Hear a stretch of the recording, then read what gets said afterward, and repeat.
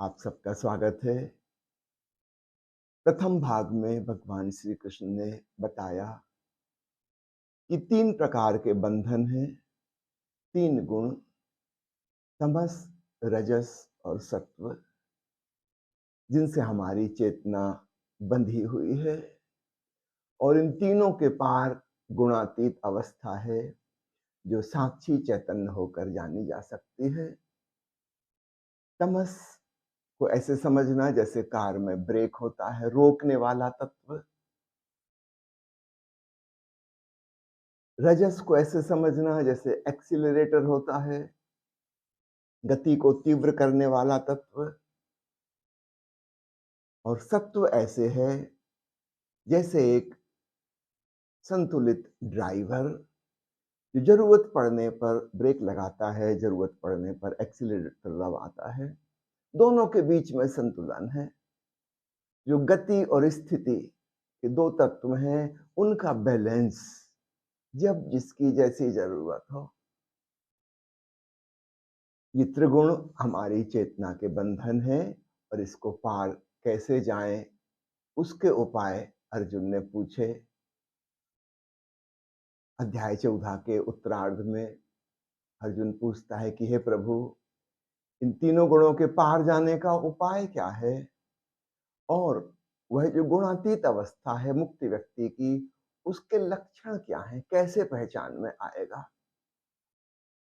भगवान बताते हैं कि मृत्यु के समय व्यक्ति की जैसी भाव दशा हो, जो गुण उसका प्रधान हो, उसके अनुसार उसे अगला जन्म मिलता है।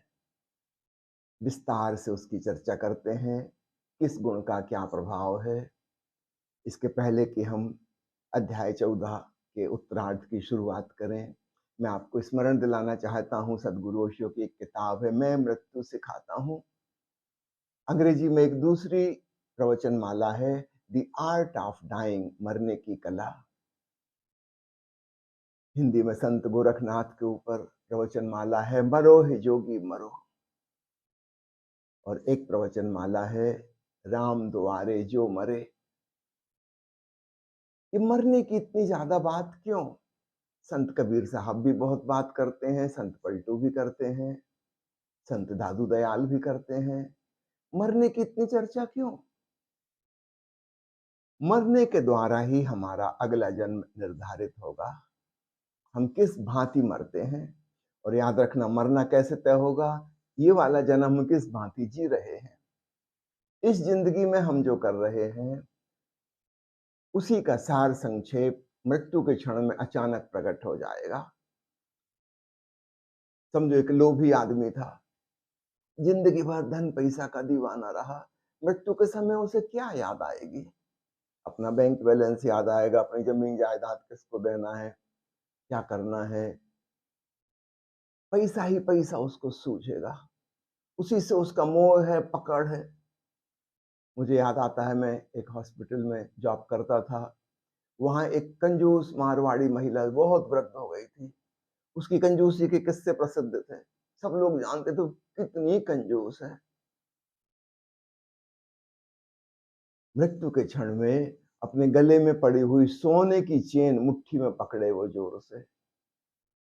उसका सारा शरीर लगभग पैरालाइज्ड हो गया था, सारी मसल्स खराब हो गई थी, काम नहीं करती थी। लेकिन वो एक हाथ की मसल्स मजबूत थी, जिससे वो सोने की चेन पकड़े थी। जिंदगी भर जो पकड़ा है, मृत्यु के क्षण में पकड़ और भी मजबूत हो जाएगी। उसको इंट्रावीनस ड्रिप लगानी होती तो उसका हाथ पकड़ के सीधा करते थे ड्रिप लगाने के लिए, लेकिन वो ड्रिप बार बार खुल जाती थी, टूट जाती थी। आखिर उसको प्लास्टर बांध के फिर ड्रिप लगानी पड़ी। फिर उसकी कोशिश फिर भी जारी रहती थी, हाथ उठा के वो चेन पकड़ ले। जिंदगी भर जो हमने किया है, वह मृत्यु के क्षण में कंडेंस होकर, सघन होकर उजागर हो जाएगा। एक आदमी जिंदगी भर कामुकता का दीवाना रहा, मृत्यु के क्षण में उसकी काम वासना अपने प्रगाढ़ रूप में पहुंच जाएगी। कोई आदमी जिंदगी भर क्रोध करता रहा, मृत्यु के क्षण में भी वह बहुत गुस्से में मरेगा। और निश्चित रूप से अगला जन्म उसका फिर गुस्से से शुरुआत होगी। तो जो शैली में हम जीवन जिए हैं, उसका सघन रूप जैसे लेंस से प्रकाश को फोकस कर देते ना, और एक बिंदु पर बहुत तीव्र हो जाता है, ऐसा कुछ हो जाता है। जिंदगी भर में चीजें फैली फैली थी, उतना पता नहीं चलता था, लेकिन मौत के क्षण में सब कुछ बहुत फोकस्ड होकर, कंडेंस्ड होकर प्रकट हो जाएगा, और वही बीज रूप में चेतना के संग चला जाएगा, और वहीं से अगले जन्म की शुरुआत हो जाएगी। मैंने सुना है एक राजनेता के संबंध में, कैंसर उसको हो गया था और डॉक्टरों ने कहा कि अब बच नहीं सकते, कुछ ही दिन के मेहमान हो। उसने अपने बेटों को बुलाया, अपने खास चमचों को बुलाया, पार्टी के आदमियों को, और कहा कि एक सीक्रेट बात कह के जा रहा हूं, वही करना। मरने के बाद मेरी लाश के टुकड़े कर करके वो जो विपक्षी हैं, उनके घर में, उनके आंगन में मेरी लाश के टुकड़े फेंक देना, और रिपोर्ट कर देना कि मैं गायब हो गया हूं, पता नहीं कहाँ गुम गया, बताना मत कि मर गया हूं। और जब पुलिस छानबीन करेगी और मेरी लाश के टुकड़े विपक्ष वालों के घर में मिलेंगे, और जब उनको हथकड़ी बांध के पुलिस ले जाएगी और उन पे केस मुकदमे चलेंगे, तब मेरी आत्मा को शांति मिलेगी। एक चालाक राजनेता जिंदगी भर दुश्मनी करता रहा, बेईमानी करता रहा, धोखा देता रहा, वो अपनी मौत का भी उपयोग करना चाहता है कि विपक्ष वाले जेल चले जाएं। जिंदगी भर उसकी यही कोशिश थी। मृत्यु का क्षण बहुत महत्वपूर्ण है, और वहीं से अगले जन्म की शुरुआत होती है। अब ये आदमी, ये राजनेता अगले जन्म में और भी खतरनाक राजनेता बनेगा। अपने अगले जन्म के निर्धारक हम स्वयं हैं। और याद रखना, ये जो जन्म हमें मिला है, ये हमारे पिछले जन्मों की कामनाओं, वासनाओं, हमारे कर्म की आदतों की वजह से मिला है। इसके लिए कोई और जिम्मेवार नहीं है, हम स्वयं जिम्मेवार हैं। और अगर इसे हम बदलना चाहते हैं, हमारे पास यह जीवन काल है बदलने के लिए। अचानक मृत्यु के क्षण में कुछ नहीं बदल सकता। जो बदलना है वो धीरे धीरे धीरे जिंदगी में बदलना होगा। भगवान महावीर ने और बुद्ध ने जाति स्मरण के प्रयोग अपने शिष्यों को समझाए, कैसे पिछले जन्मों की याद करो। और उसके पीछे जो उद्देश्य था वो ये था कि तुम्हें पीछे की याद आ जाए, तुम आश्चर्यचकित होगे कितनी बार यही सब कर चुके। वही शिक्षा प्राप्त की, वही आजीविका उपार्जन के साधन किए, वही मकान बनाया, घर गृहस्थी बसाई, स्त्री पुरुष के दीवाने हुए, धन कमाया, पद कमाया, प्रतिष्ठा कमाई, और अंत में सब राख में मिल गया, सब खेल खत्म हो गया। फिर दूसरा जन्म हुआ, फिर वही दौड़ शुरू कर दी। फिर तीसरे जन्म हुआ, फिर वही शुरू कर दी। अगर तुम अपने 10-5 जन्म देख लो, तो स्वाभाविक रूप से एक विवेक उत्पन्न हो जाएगा कि अब बहुत हो गया, इसमें तो कोई सार ही नहीं है। कुछ और खोजा जाए जिसमें कुछ सार हो। इस निरर्थक और व्यर्थ प्रक्रिया में अब अपनी जिंदगी नहीं गंवाऊंगा।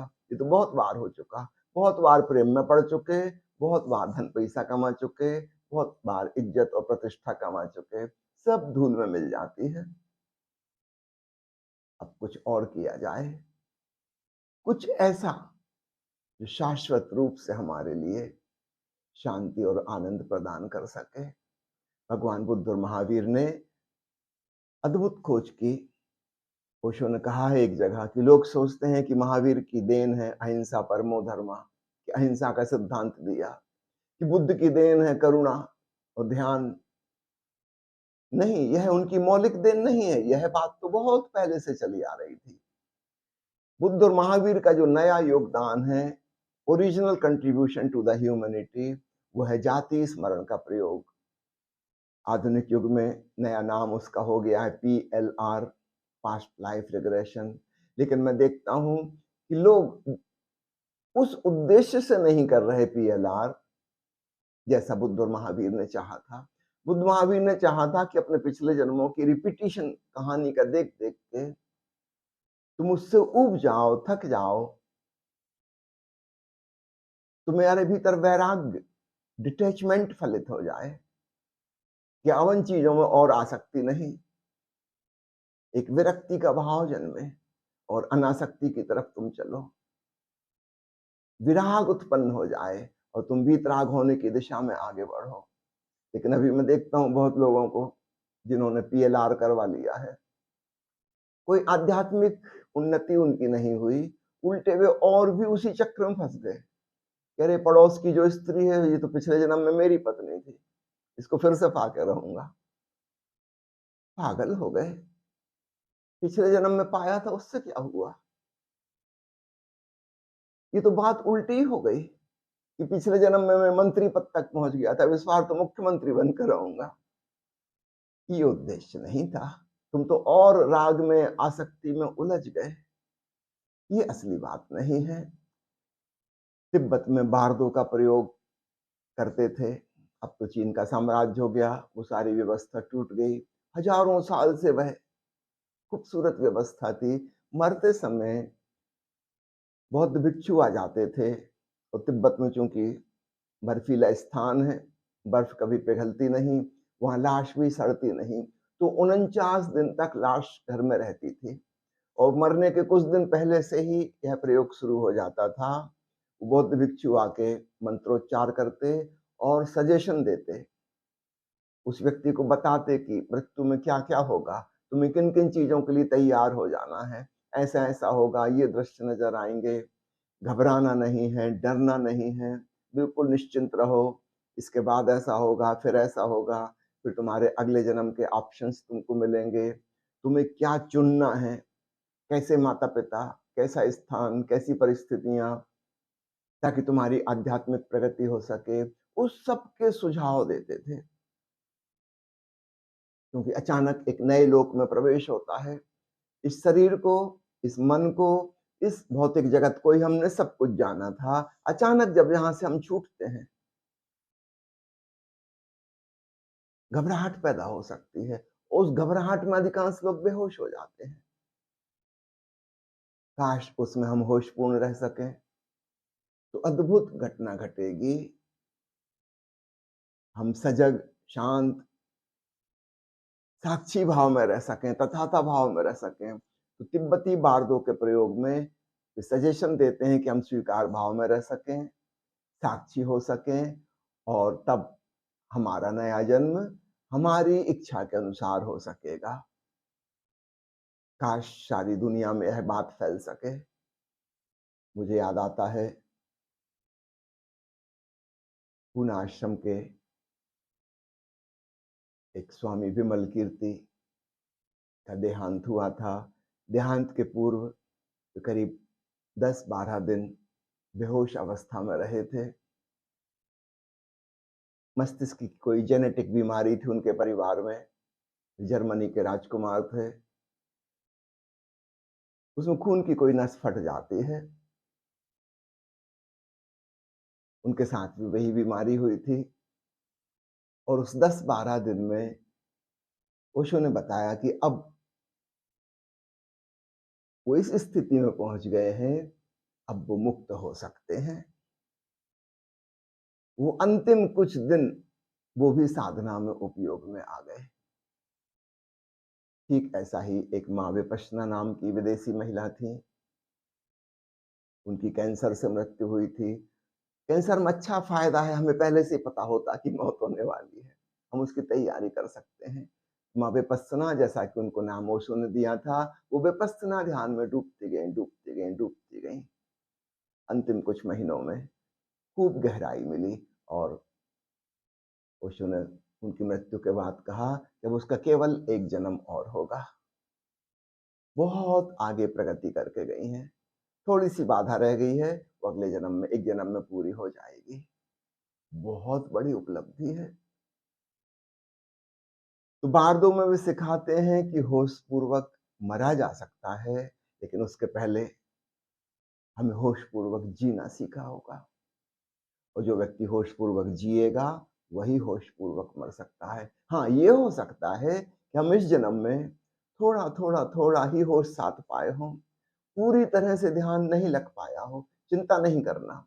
अगर तुमने थोड़ी-थोड़ी भी कोशिश की है, तो मृत्यु के क्षण में वह सारी कोशिश सघन होकर प्रकट हो जाएगी। होश की अचानक जग अग्नि प्रज्वलित हो उठेगी। तुम्हारी ऊर्जा सहस्त्रार पर पहुंच जाएगी और वहां से जो छलांग लगेगी, उसके बाद तुम्हारा अगला जन्म भी होशपूर्वक होगा। होशपूर्वक वही जन्म सकता है जिसकी होशपूर्वक मृत्यु हुई है, और होशपूर्वक मृत्यु उसी की हो सकती है जिसने होशपूर्वक जीने का प्रयास किया है, खूब प्रयास किया है। माना कि जिंदगी में कई उलझाव थे, व्यस्तताएं थी, और शायद हम उतनी सघनता से ना कर पाए, कोई बात नहीं। वो जो विरला विरला छुटपुट प्रयास भी था, वह भी अचानक मृत्यु के क्षण में काम आ जाएगा।